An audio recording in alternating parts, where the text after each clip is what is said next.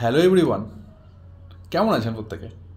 যারা মন খারাপ করে বসে আছেন আর আমার ভিডিওটি চলে এসেছে তাদের জন্য স্ক্রিপ্ট করবেন না, কারণ এই ভিডিওটি আপনার মন ভালো করার জন্য রামপার ভিডিও। আমি জানি এখান থেকে বলে দিতে পারি আপনার মন খারাপের অধিকাংশ কারণটা কী। আর আপনি যদি ব্যাচেলার হন, শুধু বেকারত্ব সমস্যায় আমাদের জীবনে মন খারাপের কারণ হয় না বন্ধুরা।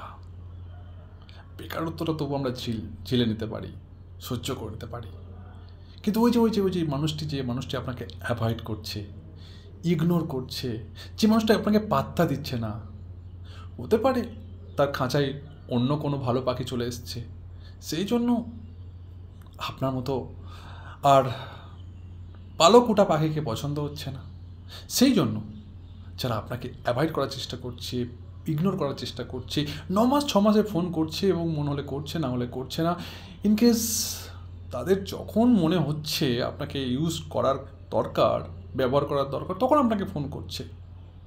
কিংবা এটাও হতে পারে যে আপনি ওকে ফোন করছেন, তো ও বিভিন্ন রকম এক্সকিউজ দিচ্ছে, বাহানা দিচ্ছে, ইগনোর দিচ্ছে, বিজি আছি, অনেক কিছু বাহানা দেখিয়ে আপনাকে সাইড কাটানোর চেষ্টা করছে। আর আপনি সব কিছু বুঝতে পারছেন, তবু না আপনার মনে হচ্ছে যে আমি তোকে বড্ড বেশি ভালোবাসি, তাই ওকে ছাড়া আমার চলবে না। কিন্তু ওর আপনাকে ছাড়া চলবে এবং চলে যাচ্ছে দিব্যি, কিন্তু ওকে ছাড়া আপনার চলবে না। আর আপনার এটা মনে হচ্ছে, আর এই বিশ্বাসটা আপনার মনের মধ্যে একদম পাক্কা বসিয়ে রেখেছেন, যার ফলে আপনি কষ্ট পাচ্ছেন। ওই কাঁটাটাকে উঁবড়ে ফেলুন, ওটাই হচ্ছে যন্ত্রণার মূল কারণ। কাঁটাটা কোনটা? যেটা ওই ওকে ছাড়া আমার চলবে না, কিন্তু ওর আমাকে ছাড়া চলবে। কেন চলবে না ভাই? ভালো কি আপনি একা বেসেছিলেন? হ্যাঁ, ভালো তো ও আপনাকে বেসেছিল। যারা যারা আপনার সঙ্গে এমন করছে, আর আপনি দিনের পর দিন একটা অসহ্য যন্ত্রণায় ভুগছেন, যে যন্ত্রণাটা বাবা মাকে বলা যায় না, যে যন্ত্রণাটা ডক্টরকে বলা যায় না, যে যন্ত্রণার কোনো ওষুধ নেই, দাবা নেই, মেডিসিন নেই, শুধু আছে চোখের জল, আর যার সম্পর্ক আছে বালিশের সাথে আর আপনার চোখের জলের। বালিশই একমাত্র জানে যে আপনার চোখের জলটা। তাদের জন্য এই ভিডিওটি। কেন চলবে না ভাই? কেন চলবে না? আপনি যদি ভাই হন, দিদি হন, যেই হন না কেন, বোন হন, কেন চলবে না মাই ডিয়ার ফ্রেন্ড? ওর যদি আপনাকে ছাড়া চলে, আপনারও ওকে ছাড়া চলবে, কারণ ভালো আপনি একা বাসেননি। ও আপনাকে 9 মাস 6 মাসে ফোন করছে, মন হলে ফোন করছে, না হলে করছে না। এমন যদি শিকার হন, ইনকেস এই সম্পর্ক এখন অধিকাংশ বেড়েই চলেছে, ইনকেস ভবিষ্যতেও যাদের সম্পর্ক এখন ভালো আছে, ভবিষ্যতেও তাদের সম্পর্ক এমন তৃতীয় পাখি এসে যে খাঁচায় ঢুকে আর আপনাকে যে আউট করে দেবে না, এর কোনো কারণ নেই না? আমি কি বলছি খুব ভালো বুঝতে পারছেন।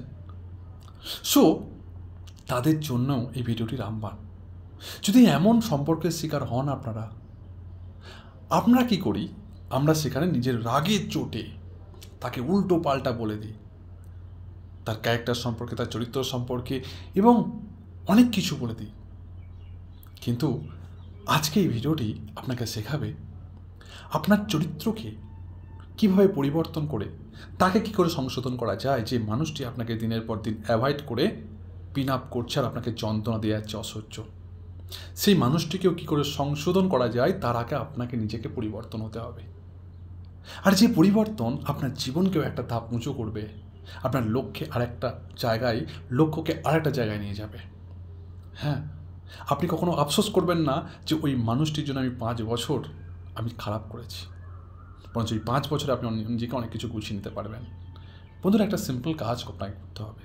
সেই কাজটি হচ্ছে, যখন এরকম রোগের শিকার হন, আমি রোগই বলবো, এমন রোগের শিকার হন, সম্পর্কের ফাটল ধরে বা এমন অবনতি হয়, তখন সিম্পলিভাবে সে যদি আপনাকে ফোন করে, আপনি তার ফোন রিসিভ করবেন।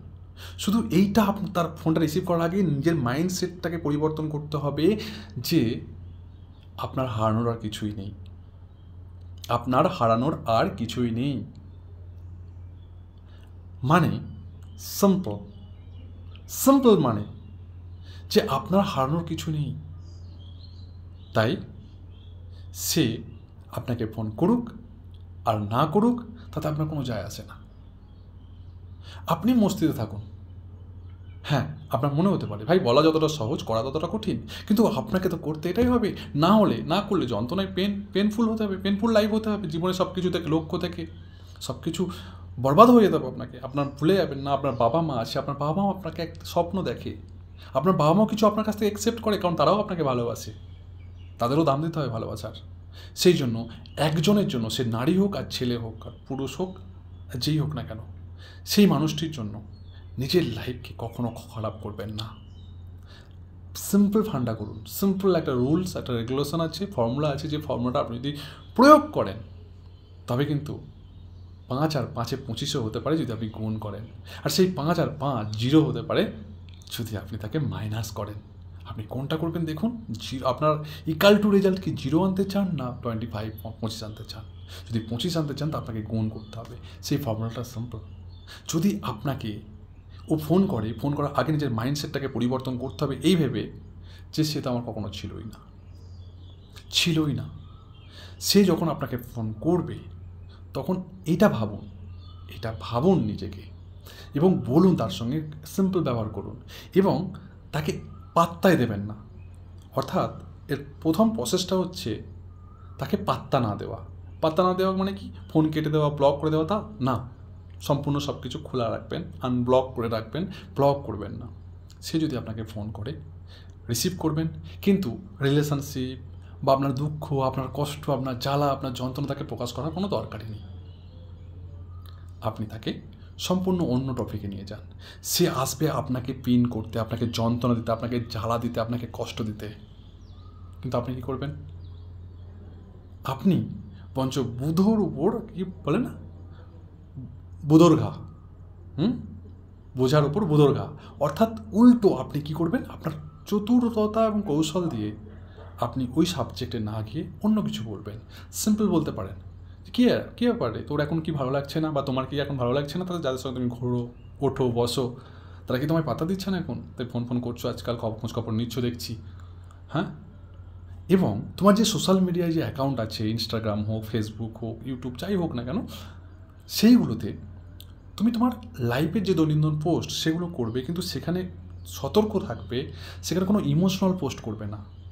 ইমোশনাল পোস্ট মানে তাকে নিয়ে সে কষ্ট দিয়েছে আর সেই কষ্টের কথা, অনুভূতিটা তুমি প্রকাশ করছো, সেটা কখনো করবে না। এটা মনে রাখবে।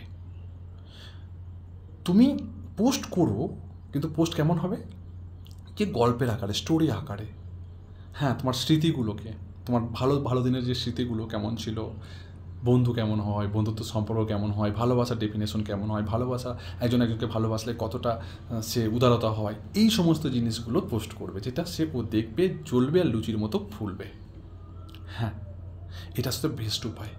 এবং যখন তোমাকে আবার ফোন করবে, তোমাকে যদি কোনো কিছু উল্লেখ করে, তুমি তোমার বন্ধু বান্ধবের পোস্ট করছো, যেমন নর্মাল স্বাভাবিক দৈনন্দিন জীবনে যেমন পোস্ট করো তেমন পোস্ট করো, তার সাথে সাথে এই পোস্টগুলোও করো। যখন সে তোমাকে ফোন করবে, কখনো তুমি ওই রিলেশনশিপ নিয়ে কথাই বলবে না।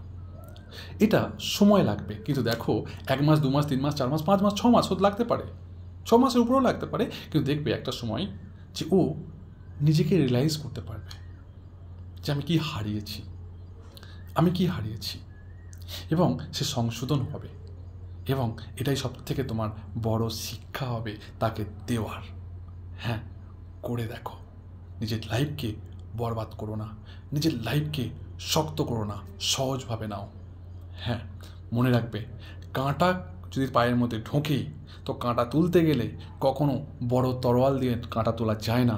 কাঁটা তুলতে গেলে কাঁটার মতনই সূক্ষ্ম এবং সরু জিনিসকে ইউজ করে কাঁটা দিয়ে কাঁটা তুলতে হয়। বন্ধুরা, আপনার লাইফকেও ঠিক এইভাবে আগে যেতে হবে। কে আপনাকে পাত্তা দিচ্ছে আর কে দিচ্ছে না তা নিয়ে মাথা ঘামানোর দরকার নেই। যে আপনাকে পাত্তা দিচ্ছে না তাকেও আপনার পাত্তা দেওয়ার দরকার নেই। শুধু নিজের লক্ষ্য স্থির করুন আর আগিয়ে চলুন। ভালো থাকবেন। এমন ভিডিও শেয়ার করে অন্যকে দেখার সুযোগ করে দিন। Thank you so much.